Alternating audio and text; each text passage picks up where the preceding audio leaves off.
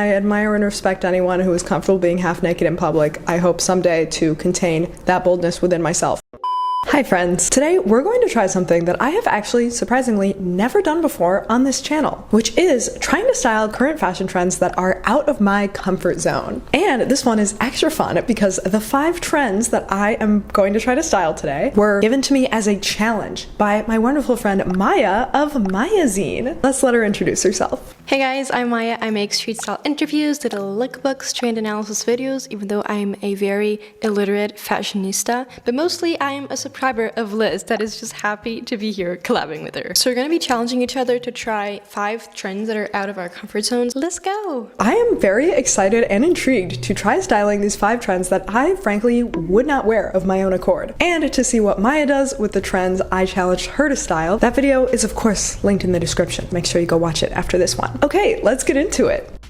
I'm gonna go in order from closest to my comfort zone to furthest from my comfort zone. So first up, we're starting with pointy-toed shoes. Now, I have some pointy-toe boots that I am totally comfortable wearing, but specifically, the trend I have been seeing everywhere lately is just the pointed toe poking out from like some really long, loose, baggy pants. I really rely on my emotional support chunky shoes, so a dainty little shoe just poking out is not really my usual thing, but we're gonna try it. So for this outfit, I'm gonna start with these white pointy-toed boots. I know these aren't really the trendy style of pointy-toe shoes, but I think if they're just poking out from the bottom of the pants, they'll work. And then we're gonna pair those with some wider straight leg jeans. I feel like this look, when I see it all over Pinterest, is always paired with either a tiny top or a blazer.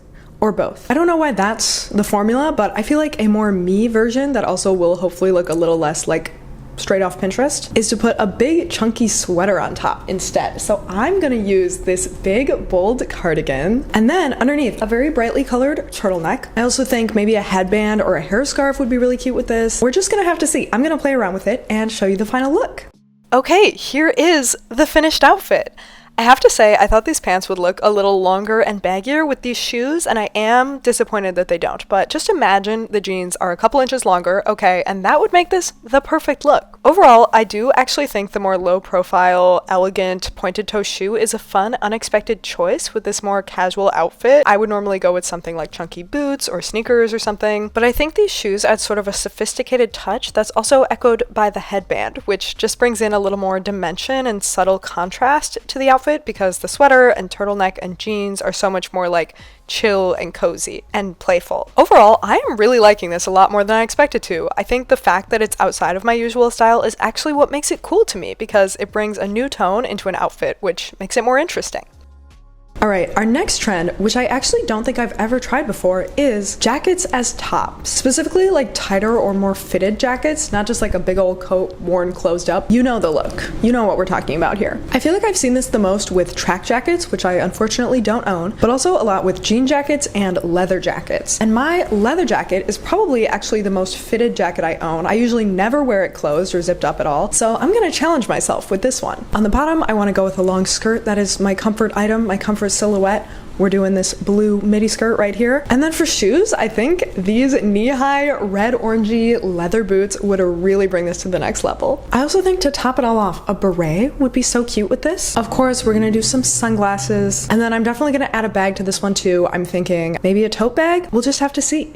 Alright y'all, here is the finished outfit, and I have to say, I like everything about it except for the leather jacket as a top. It's not so much the idea of wearing it closed up like this that bothers me, but this actual specific jacket just does not work closed up to me. I think it looks very awkward. I don't know, you'll have to let me know if you agree or if you think it's working. I do think the idea of this is cool. I like that it gives the jacket a bit more edge than it would have open, but just not this leather jacket. It was also just very hot and hard to move in. All of that said, I did want to give the jacket as a top trend another shot. So I tried trading out the leather jacket for my denim one, and I actually loved this one worn as a top. I do think I would style the jean jacket as a top a little differently. You'll just have to look out for that in future videos. But I think this one looks really good worn closed. The fit is just better, and it was also so much more comfortable and flexible than the heavy leather. I actually don't wear this jean jacket too often, but this made me want to bring it back into my regular rotation for this fall. I'm super excited to experiment with it in future outfits.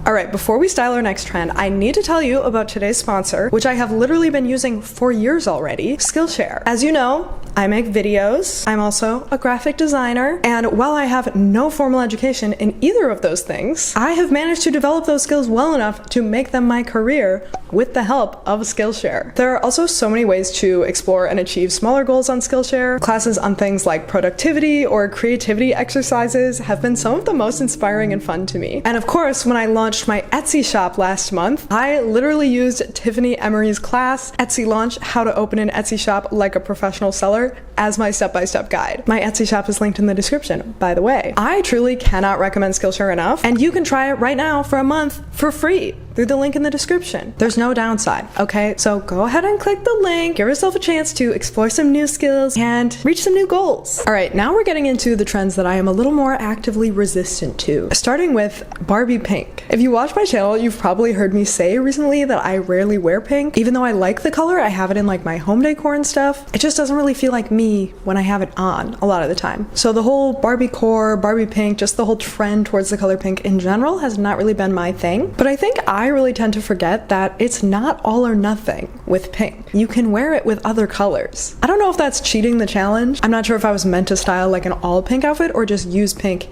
in the outfit, but I feel like the point of this is to make a trend work for my own style. So I'm just gonna style this trending pink color into a look that feels more me, which includes other colors. So my base is gonna be this pink pullover sweater. This is definitely my favorite of the few pink items I own. And yeah, I just wanna make this like a super fun, colorful, playful outfit. So on the bottom, I'm gonna go with these funky floral printed pants. This combo on its own feels like it's missing some warmth. So on top, I wanna add this like red-orange jacket. I know this is sort of an unconventional color palette, but that's kind of what I like about it. I might even try to add in some more colors or a neutral with a collar or turtleneck poking out from under this. We're just gonna have to see, but this hodgepodge of colors I think is gonna come together into a really cool, interesting outfit. And here is the finished look. I think this is so fun. When I started putting on the pieces, I realized this bold mishmash of colors and the pattern, but in these more classic pieces, was sort of reminding me of like Gucci, the whole geek chic look. So I just had fun leaning into that by adding a white colored shirt under, this more structured bag and boots, and then on top, my glasses, which I never wear, but they are prescription, so I really need to use them more. And maybe fashion will be my incentive because I love what they add to this look. I have to say, if I were really trying to go like full Gucci vibes, I would do a look like this with even more color and pattern and kookiness.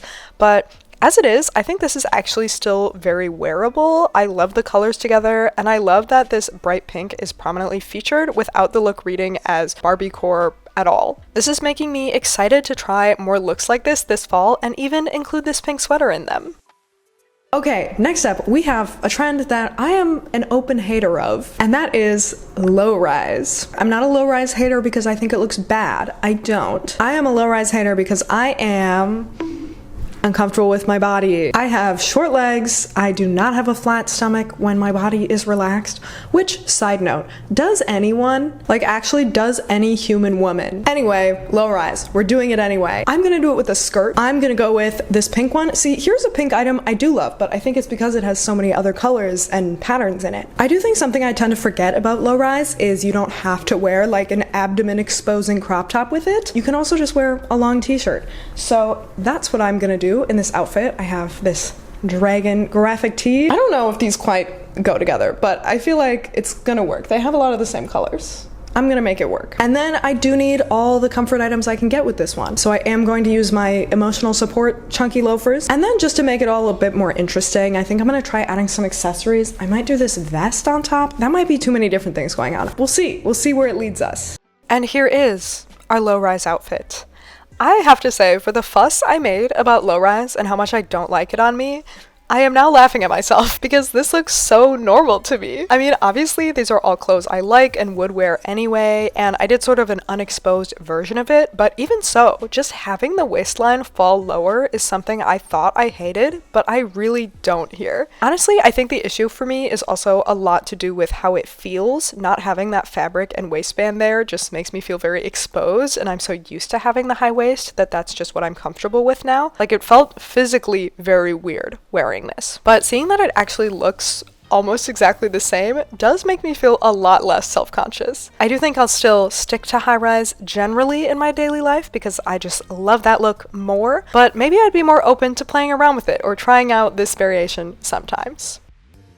Okay, for this final outfit, you may be wondering, what could possibly be more out of Liz's comfort zone than low rise? But honestly, this one I would feel even less comfortable actually wearing out in public because it is fully sheer outfits. I definitely don't think I'm alone in this. I don't think most people, at least in America, are comfortable wearing fully sheer outfits. Most of us just live in normal American cities and people would look at you like you're in public naked because you kind of are. To be clear, I'm in favor of these looks. I think they're fun and cool and I admire and respect anyone who is comfortable being half naked in public. I hope someday to contain that boldness within myself, but currently I don't. So this is going to be a challenge for me to try, and I'm not actually wearing it out in public, but I am wearing it in front of the public of the internet, which is actually a lot more people. I do actually have a lot of sheer tops. I'm totally fine wearing sheer tops. So for this outfit, I'm gonna go with this absolutely iconic balloon sleeve top, one of my favorite sheer items in my closet. And then for me, the tough part is the bottoms because I don't really own any sheer bottoms, but I do own a couple slips that I have just to use as slips, but I thought that could be a good like subtle way to get something that's a little sheer but not quite as sheer as that top. So I'm gonna use this little short slip. And then underneath all this, I thought instead of just like undergarments, a bodysuit could be cool. I thought it might be a little more interesting. So we're gonna go with this super cute bodysuit I just recently thrifted and see how it goes. Okay, y'all, I need you to know this shirt and this skirt slip both look more sheer in real life than they do on camera. Like, I know the skirt barely looks sheer on camera, but it really is, and I do feel very exposed in it. However, I do think this outfit is so cool. I love all the flowy, diaphanous layers, and I would actually love to wear this. I realized I actually feel much more self-conscious about the sheerness in the back than the front. This bodysuit is also very exposed in the back. So I decided to try tying a white button up around the waist just to cover the back but keep the front visible, and I absolutely love this. We still have that subtle sheerness, but I feel comfortably covered, and I love the added texture and layering and movement that this shirt tied around the waist adds. I realize this is not the full-on bodycon lace dress that is everywhere lately, but this is still a sheer outfit on the top and the bottom, and it is still out of my comfort zone, but a version that is like just within reach enough that I can try it out and maybe even wear out. I think I could wear this out. I really like it.